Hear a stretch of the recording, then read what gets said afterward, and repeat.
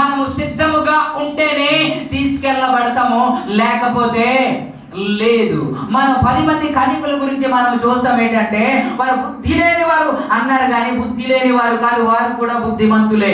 ఎందుకని చెబుతున్నానంటే వారి దీపము వెలుగుతుంది, వీరి దీపము వెలుగుతుంది. దీపం అంటే దేవుడు పెట్టిన నరుని ఆత్మ, యెహోవా పెట్టిన దీపము. ఆ దీపము ఇద్దరిలో వెలుగుతుందా లేదా? బుద్ధిమంతులది వెలుగుతుంది, బుద్ధిహీనులది వెలుగుతుంది. ఎప్పటి వరకు వెలుగుతుంది అని అంటే, ఇదిగో అంటే వరుడు వస్తున్నాడు, దేవుని కుమారుడు వస్తున్నాడు అని ఆ పిలుపు వచ్చే వరకు వెలిగింది, అంతే. ఆ క్షణంలో ఏమైంది? ఆరిపోయింది.